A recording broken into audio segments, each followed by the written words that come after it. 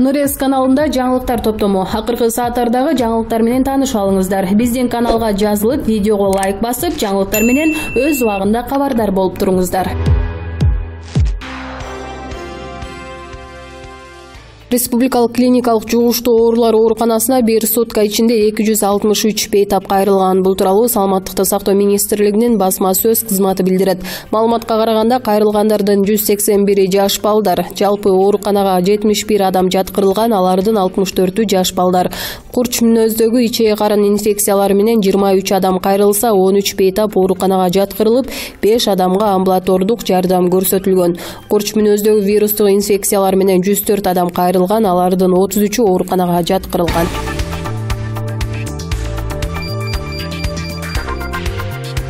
Экономикалык кылмыштуулукка каршы күрөшүү боюнча кызматы мамлекетке 143 миллион сомдук чыгымдын ордун толтуруп берди. Бул тууралуу ведомствонун маалымат катчылыгынан кабарлашты.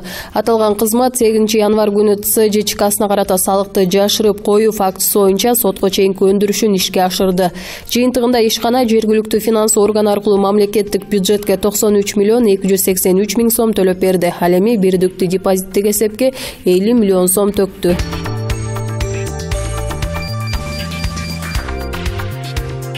Башкы прокуратура жогорку кеңешинин депутаты Дастан Бекешевдин буга чейинки билдирүүлөрүнө жооп кайтарды. Мекеме тараткан маалыматта депутат банктагы каражатын декларацияда көрсөтпөй мыйзам бузганы айтылат. Жогорку кеңештин депутаты Дастан Бекешев мамлекеттик жана муниципалдык кызматты ээлегендер, адамдардын кирешеси, чыгашасы, милдеттери жана мүлкү жөнүндө мыйзамды бузган. Ал банктагы каражатын көрсөткөн эмес деп айтылат билдирүүдө. Ошондой эле прокуратура мамлекеттик салык кызматынан декларациясы туура эмес толтурулган 70 депутат боюнча корутунду келип түшкөнүн билдирүүдө. Буга чейин жогорку кеңештин депутаты Дастан Бекешев башкы прокуратура анын мүлкү боюнча декларациянын негизинде текшерүү баштаганын билдирген. Ал декларацияны салык кызматкерлери туура эмес толтуруп койгонун жана аларды жоопко тартуу зарыл экенин айткан эле.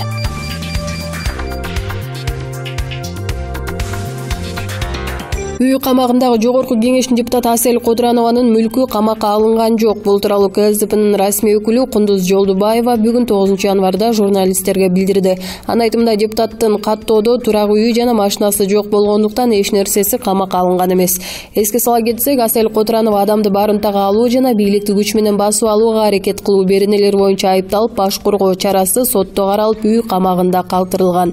Былтыр 27 декабрда 1 май райондук сотунда депутаттар Ирина Карамушкина, Асель Кодранова жана КСДПнын төрагасынын орун басары Кундуз Жолдубаеванын иши каралып, алар 2020 жылдын 9 февралына чейин үй камагында калтырылган. Үчөө тең былтыр 7-8 августта Кой Таш айылындагы экс-президент Алмазбек Атамбаевдин хан сарайында болгон окуяга күбө болушкан жана ага чейин алар ар дайым Атамбаевдин жанында болуп, анын жүргүзгөн бардык иш-чарасына активдүү катышкан.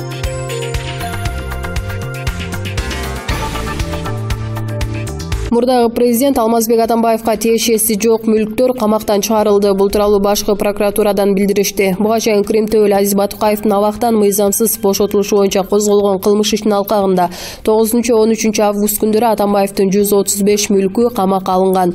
Документтер текшерилип, тергөө амалдары жүргөндөн кийин камакка алынган мүлктүн бир бөлүгү Алмазбек Атамбаевга тийиштиги жок экени аныкталып, камактан чыгарылды. Белгилей кетчү жагдай, Алмазбек Атамбаевдин жубайы Раиса Атамбаеванын маянасы камакка алынган эмес дешти көзөмөл органынан. Батукаевдин иши Азиз Батукаев 2006 жылы баңгизатты мыйзамсыз сактоо, жарылуучу заттарды жана курал-жаракты мыйзамсыз алып жүрүү, массалык башаламандык уюштуруу боюнча айыпталып 16 жылга эркинен ажыратылган. 2008 жылы абак тартибин бузган үчүн жаза мөөнөтүнө дагы 2 жыл кошулуп, Нарындын номер 24 абагына которулган. Бирок 2013 жылдын 9 апрелинде оор дартка кабылганына байланыштуу бошотулуп, Кыргызстандын аймагынан Грозныйга учуп кеткен.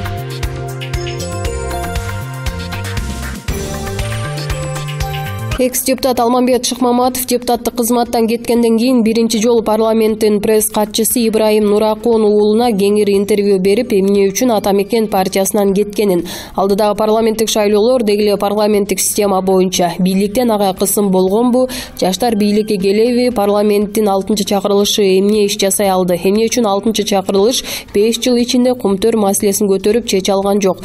Дүйнө байлыгы, депутаттык айлыгы деген сыяктуу толгон токой суроолорго өзүнүн деңгээлинде жооп берди.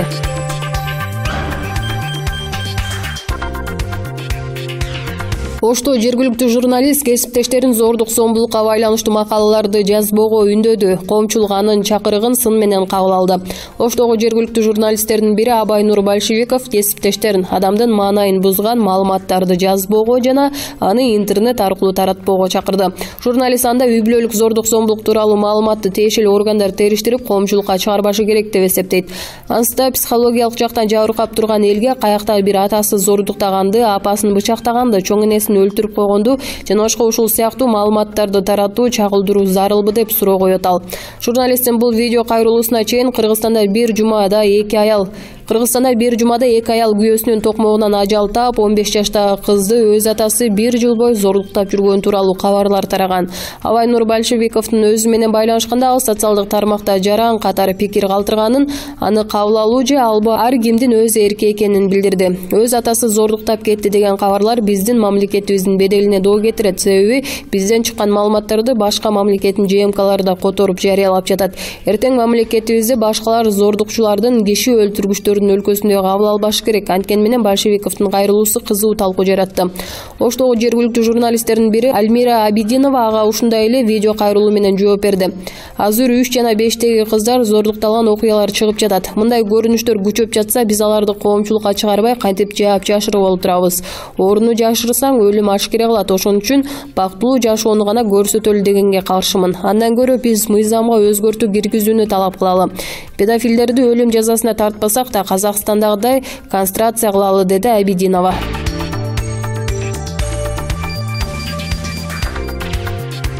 Кыргызстан элине жаңы жылдык эң саткын белек болгон. Муну эч качан унутпашыбыз керек. 2003-жылы 31-декабрда качкан президент Аскар Акаев кыргыз элине жаңы жылдык эң арам, эң саткын белек жасаган. 2003-жылы 31-декабрда качкан премьер Николай Танаев Centera Gold INC компаниясын түзүү жөнүндө келишимге кол койгон.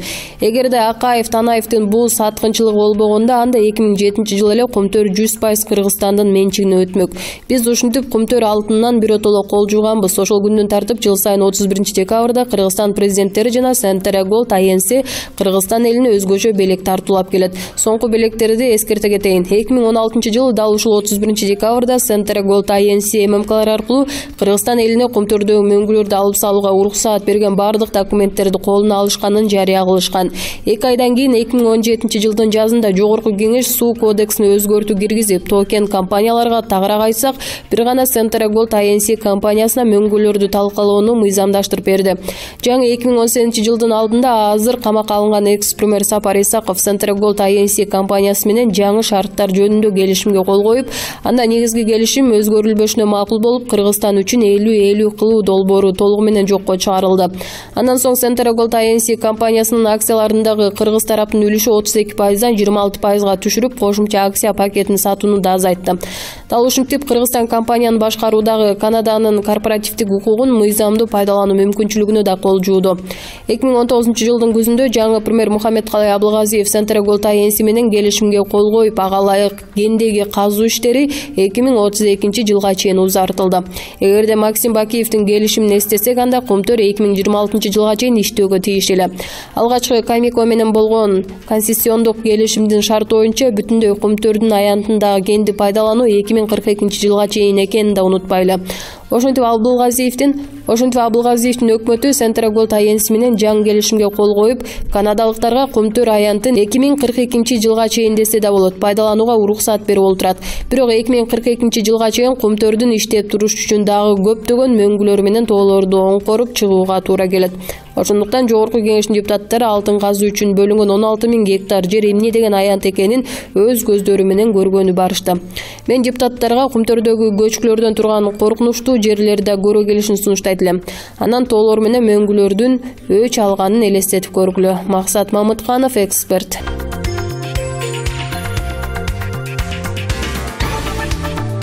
Албетте пенде болгулой жараткан аныктайт демекчи, ар бир жаңырган жаңы жылдан жакшы нерселерди гана күтүп, жакшылыктарды тилек кылабыз. Ошол сыңары 2020-жылда Кыргызстан кыргыз эли үчүн ийгиликтүү жылдардан болуп, жергебизде тынччылык, молчулук болушун каалайбыз. Быйылкы чычкан жылы Кыргызстанга эмнелерди берерин турмушубуз көрсөтөт. Ошентсе да азыртадан бир топ өзгөрүүлөр болору белгилүү. Төмөндө 2020-жылы кандай окуялар орун алып, жаңы жылдан эмнелерди күтсөк болору тууралуу азын-оолак сөз кылмакчыбыз. Кокуйлаткан бажы төлөмү. Бул жылы сырттан немис, жапон өндүрүшүндөгү автоунааларды алып келүү кескин солгундаганы турат. Анткени Евразиялык экономикалык биримдиктин жеңилдиктери токтоп, ага ылайык аталган экономикалык биримдиктин аймагына транспорт ташып келүүдөгү бажы төлөмдөрү 10 эсеге кымбаттады. Мындай чечим жаңы жылдан тарта күчүнө кирди. Кыргыз өкмөтү жеңилдетилген мөөнөтүн узартууну суранып, бирок өтүнүч четке кагылды. Эми кандай болушу ыктымал? Европадан ташылып келчү жогорку класстагы автоунааларды колунда барлар капчыктуулар гана сатып алуу мүмкүнчүлүгүнө ээ болушпаса, жөнөкөй жарандар андай мүмкүнчүлүктөн ажырады. Кыргызстандын ичине буга чейин кирип, өлкө аймагында бир топ жүрүп калган автоунааларды сатып алууга аргасыз болушат. Чыккан жылы жаңы абал жакшы автоунааларды сатып алгылары келишсе, анда Россиянын өндүрүшүндөгү автоунааларды сатып алуу менен өздөрүн сооротушат. Автоунаа камсыздалганбы? Быйылкы жылдан тарта тиешелүү мамлекеттик органдар автоунаа ээлеринен ушуну сураша башташат. 2020 жылдын январынан тарта юридикалык жактардын автоунааларынын милдеттүү камсыздандырылуусу текшериле баштайт. Унаасын камсыздандырбаган жарандардын жоопкерчилиги каралат. Жоопкерчиликти кароонун мөөнөтү 1 марттан күчүнө кирет. Белгилей кетсек, мыйзам 2019 жылы кабыл алынган. Ал эми камсыздандыруу талабынан баш тарткандарды жоопкерчиликке тартуу чаралары ушул жылдан баштап ишке ашат. Мугалимдердики көбөйдү, эми милиция. 2019 жылдын октябрь айында мугалимдердин маяналары 30%га көбөйгөнү баарыбызга маалым. 2020 жылы ички иштер кызматкерлеринин ишмердиги боюнча мыйзам күчүнө кирип, ага ылайык милициянын маянасы 40%га көбөйөт. Мындан сырткары пенсиялар да көбөйүп, аймактарда иштеген милиция кызматкерлерине кошумча жеңилдиктер берилет. Муну менен катар милициянын туракча эс алуу, дарылануу маселелери да чечилет.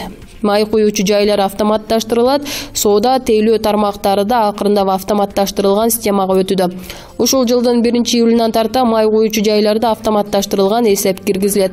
Бул 2020 жылдын апрелинде ишке кирмек, бирок бизнес коомчулуктун суранышы менен июлга жылдырылган. Шайды оодарчу шайлоолор. 2020 жылы Кыргызстандын саясий талаасы шаңдуу өтөт. Дегенибиз, шайлоолорго бай жыл болот. 12 апрелде 30 жергиликтүү кеңешке шайлоо өтсө, анын 25 айылдык кеңештер, калган Ош, Каракол, Балыкчы, Токмок, Майлуу суу шаарларына шайлоолор өтөт. Ал эми 4 октябрда жогорку кеңештин 7 чакырылышына шайлоо өтөт. Азырынча кайсы партиялар парламенттик шайлоого катышары так белгисиз. Шайлоо алдында адат болуп калганда жаңы партиялар түзүлүп, шайлоого аттанышары бышык. Эксперттердин божомолдоруна ишенсек, ата журт Кыргызстан замандаш партиялары, ошондой эле бийлик колдоого алган жаңы партия келерки жогорку кеңештин курамын түзөт. Европага баруу кыйындайт. Бүтүндөй Европа эмес, бирок Европадагы Испания, Италия, Австрия сыяктуу өлкөлөрүнө баруу татаалдашат. Так айта турган болсок, Германияга барчулар өтө көп болгондуктан бул өлкөнүн Кыргызстандагы элчилиги Испания, Италия, Австрияга виза берүүнү токтотту. Германиянын элчилиги муну кызматкерлери жетишпей жаткандыгы менен түшүндүрдү. Эми жогоруда мамлекеттерге барууну каалаган кыргызстандыктар Казакстандын Нур-Султан шаарына барып, ал жердеги дипломатиялык өкүлчүлүктөргө кайрылышат. Арина Рыспаева, Булак майдан, KG.